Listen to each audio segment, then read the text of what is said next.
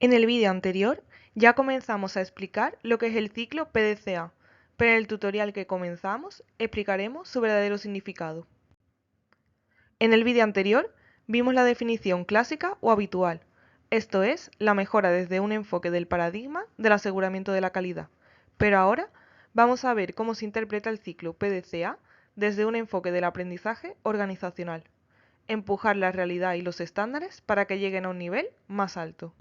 El cerebro del ser humano está modelado por millones de años de evolución para tomar decisiones rápidas, porque eso es lo mejor para la supervivencia. El ser humano es tremendamente emocional. Nuestro cerebro nos engaña continuamente. Cuando estamos gestionando, somos emocionales. La primera reacción que tenemos es la que damos por buena. Nuestros pensamientos intuitivo y el racional no van a la par. El pensamiento intuitivo es rápido, siempre llega antes, mientras que el pensamiento racional tarda en llegar. Sin embargo, el mundo de la gestión necesita de decisiones racionales y no de intuiciones que se dan por ciertas y que muchos vienen a llamar el sentido común. Por eso, la revolución de pensamiento supone el método científico para el aprendizaje. El método científico no proporciona certezas, sino una manera de avanzar en la incertidumbre. ¿Y a qué nos referimos cuando hablamos de aprendizaje organizacional? Nos referimos a la capacidad fundamental para crear y aplicar conocimientos. El aprendizaje se incorpora en la planificación del próximo ciclo. El PDCA, a este nivel, es la aplicación del método científico a la gestión. ¿Y cuál es la herramienta para el método científico? La experimentación. Es la base del método científico y el PDCA es la aplicación del método científico a la gestión. Si aplicamos esto en el ámbito de la gestión, el fin es el aprendizaje de la organización y los problemas y las deficiencias son su materia prima, su medio. Contrariamente a lo que se suele pensar, que es que el objetivo es el avance de la organización eliminando problemas y deficiencias, esto, el avance, es una consecuencia del aprendizaje y no su fin. En el contexto de los experimentos, el punto de partida es siempre la incertidumbre. Un plan, más que una lista detallada de acciones, es la hipótesis sobre los resultados del experimento. Cuanto más detallado, mejor. Una buena fase de plan no es detallar mucho las acciones, sino detallar los resultados que se esperan, con datos a ser posible. Por supuesto que tiene sentido, a la hora de introducir mejoras, hacer un plan de acción detallado para la coordinación de las distintas personas, pero es absurdo pensar que es una predicción cierta de lo que va a ocurrir o de cuáles van a ser los resultados. Es la hipótesis a verificar. La segunda fase, el do, no es solo la ejecución del plan, es sobre todo conseguir información. Los datos, como decía Deming, sobre la naturaleza del problema, avance, sistema, para corroborar la hipótesis.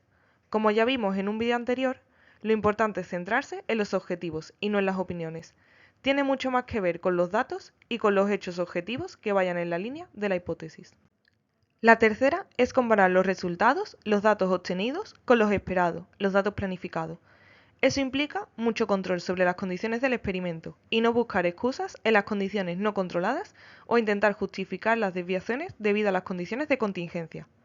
Haciendo referencia a la falacia de Popper, no ha funcionado porque las condiciones no eran perfectas, pero la hipótesis sigue siendo válida, explica que la ciencia no es capaz de verificar si una hipótesis es cierta, pero sí puede demostrar si es falsa. Pone a prueba una hipótesis buscando hechos que demuestren su falsedad. Esta es la auténtica fase de pensar sobre las condiciones de validez del experimento, que suele salir mal, y no lo que se suele hacer, que es buscar culpables o excusas.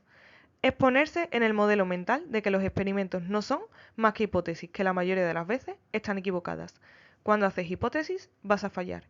Entonces lo importante es ver dónde se falla. Finalmente, se evalúa el aprendizaje, que suele venir más de los experimentos fallidos, que como ya decíamos son la mayoría, que de la confirmación de las hipótesis. Es cuando hay que reflexionar de verdad, porque la mayoría de las veces la reflexión y el aprendizaje está en lo que ha salido mal, no en lo que ha salido bien. Si se hace una hipótesis y la hipótesis se confirma, desde el punto de vista del aprendizaje no se saca nada. El fin es buscar todo aquello donde puedas aprender, donde el resultado no es seguro. En las condiciones controladas, el procedimiento funciona. Por eso hay que estresar al sistema, buscar las condiciones en las que el procedimiento no funcione, es decir, unas condiciones más exigentes, que nos saque de esa zona de confort. No hay triunfos ni fracasos, sino confirmaciones de hipótesis o aprendizaje, y en caso de confirmación, hay que estresar el sistema en busca de un nuevo aprendizaje. El peor de los problemas es no tener problemas, es decir, Los problemas son oportunidades. La formulación del problema es más importante que su solución. Reconocer las carencias y los puntos débiles nos permite poder hacerle frente. Esta interpretación del PDCA es para organizaciones con un grado muy alto de madurez en cultura de calidad, donde el grado de implantación de los paradigmas del aseguramiento y de gestión de la calidad es muy amplio y profundo.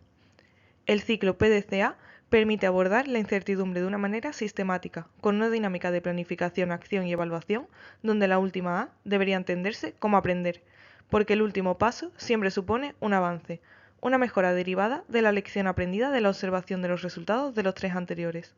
El ciclo PDCA contiene el gen evolutivo de las organizaciones.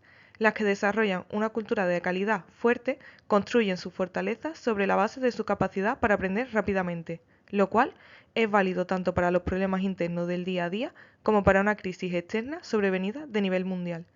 De hecho, lo contrario al PDCA en sistemas con sistemas de gestión de calidad precarios supondría el equivalente a como cuando en los siglos XVIII y XIX se operaba en condiciones precarias de sepsis.